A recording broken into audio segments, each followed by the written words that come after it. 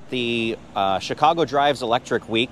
This is events put together by the Chicago Auto Trade Association, and particularly today is thrown by the Midwest Automotive Media Association, so the MAMA. They invited us out here today to check out a bunch of EVs, gave us some presentations about the future of the electric industry, such as, how is the industry working to get better, etc.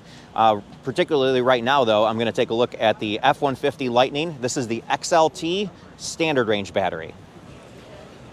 So this will be my first time driving the F-150. I'm not sure if I'm going to drive the XLT or that Lariat over there. Most likely going to drive the XLT. I'm kind of interested in the standard range battery. How does that perform compared to, we all have all the specs about the extended range, long range, but I know much more people are interested in a base truck, $55,000, rather than the pushing $80,000 Lariat. So some quick facts about this car. I've kind of covered this quite a bit at the Chicago Auto Show. 230 miles of rated range on the standard range battery. There's the standard range rims as well. Pretty decent size sidewall, so pretty rugged tire. Like to see that for durability. Also, the vehicle does include a spare tire, which is pretty rare for the electric car segment. Love the Lightning badging down the side. And as you can see in the back, there is no signature lighting along the back. So normally this light bar would be continued across the back, not present here on the standard XLT. But you still get your tow package with 4 and 6 pin connector, as well as the Pro Power on board. So let's take a look at that. The tailgate is not damped, so you saw it kind of fell kind of aggressively. But here we have the Pro Power on board. So we have a bunch of 120 outlets, as well as a 240 30 amp outlet. So pretty usable for a job site, as well as you can even get adapters to charge another electric car if you're stranded and you have this vehicle with, can supply power to charge. Now let's go hop inside and take a look at the interior. So first, let's take a look at the back seats. As with all F-150s, very roomy. I have the driver's seat set for myself and ample legroom here. Just a huge, comfortable vehicle. Headroom, very substantial too. Certainly a place that I could spend a long time. Great big air vents back here. This is the lower trim, so this is the 60/40 folding seat. So there is no fold down cup holders here in the middle, but you do have access to these cup holders right here. So certainly functional. You still get map pockets here in the back. So certainly well equipped because it is the XLT model. You get a lot of the creature comforts that you'd expect in a truck. Now let's take a look at the Mega Power front trunk. So all F-150 Lightnings come with the Power front trunk, which is 400 liters of storage and 400 pounds of capacity. You get a bunch more charging outlets up here. So some USB chargers, as well as 4 more 120 outlets. Again, that's been the highlight of this truck, is the amount of power that the truck has to supply to charging like drill batteries and stuff on your way to and from jobs. And then actually underneath, a little extra storage, which actually functions like a cooler, since you can see the drain right here. Now let's close this and go take a look at the inside.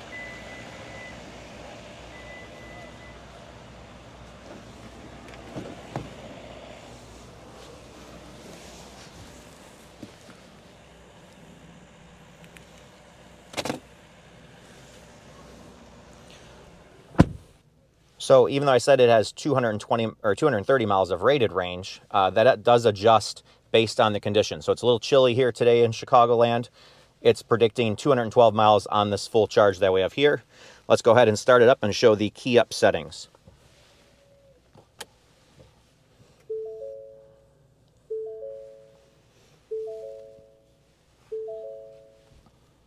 All right. So a lot of the features that are really interesting here in the F-150, this is the smaller screen, by the way. There's a Mustang Mach-E style large screen that's available as well. I'm a fan actually of the small screen because I like that I have dedicated climate controls down here below. So even though the Mach-E screen is huge, all of your climate control is built into it. I'd much rather have the tactile buttons here, but that's all personal preference, of course. So now you can go in, you have different drive modes, of course. We have normal, sport, off-road, and a tow haul mode. And then you can also adjust locking differentials, as well as the one-pedal drive mode, if you prefer that. I personally, my foot is completely capable of moving 6 inches to the left to the brake pedal. However, in traffic situations, I do love one-pedal drive mode. So it's nice to be able to switch it on, switch it off easily. And that's honestly the best for any car, is to have the customization to change things to how each owner wants to own their vehicle.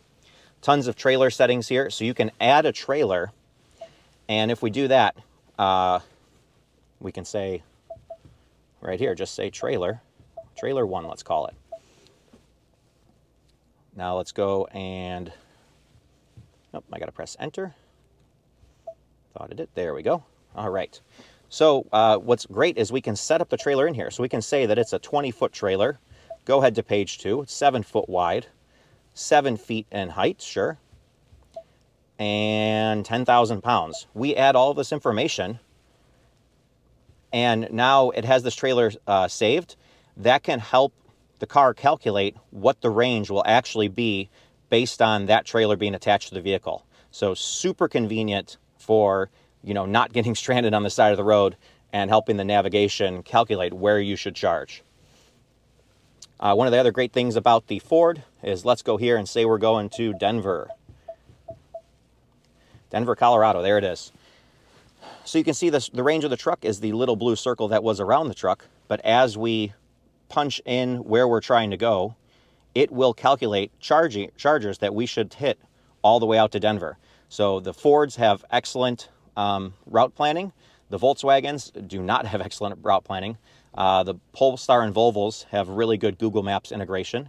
So it's kind of a case-by-case. Each vehicle has its, there is no perfect vehicle. Each vehicle has its positives and negatives. The Ford, for the most part, usually is good at this. So it's saying insufficient range. Let's see, what do we have to do here? All right, now let's see how it calculates the trip. Say we want to go. It should add chargers as it calculates. There we go, chargers being added to the trip. Excellent to see that type of vertical integration.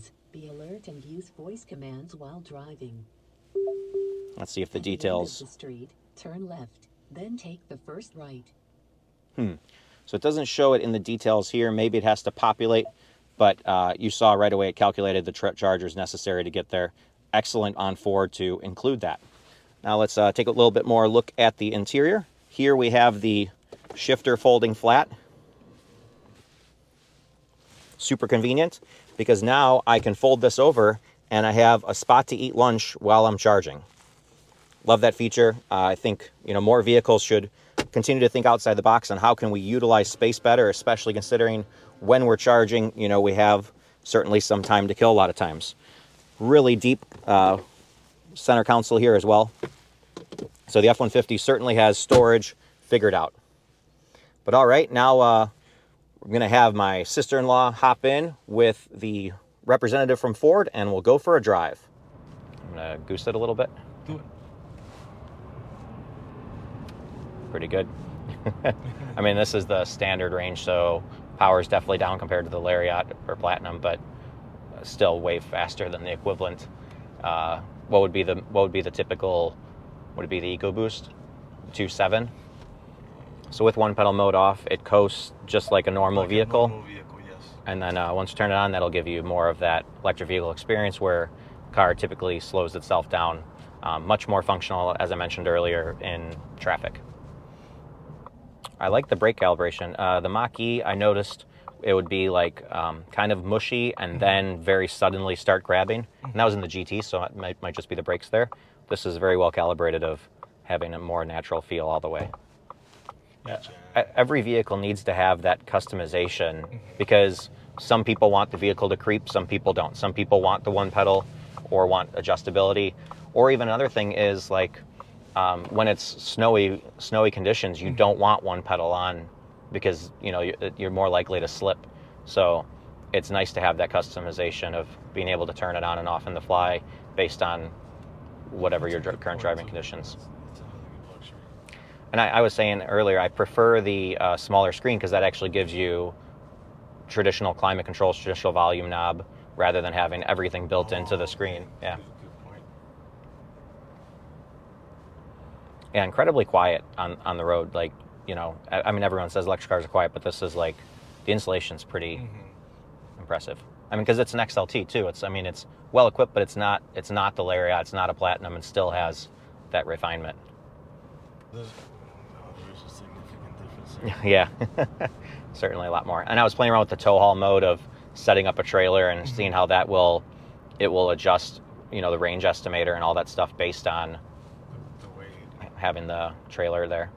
Yeah, it says 784 miles because I think I set it to go to Denver. So it's what I like too is Ford's very good at incorporating the chargers into the drive, whereas like a lot of other brands struggle with that.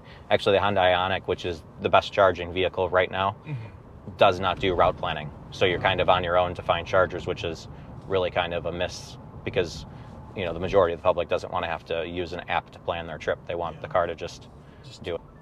All right, so that's a wrap driving the 2022 Ford Lightning XLT standard range battery. If you found this content helpful, please do like and subscribe. It really helps the channel grow. And thanks to the Chicago Auto Trade Association for having us out today. And thanks to Ford for bringing this great truck for us to take a quick spin in.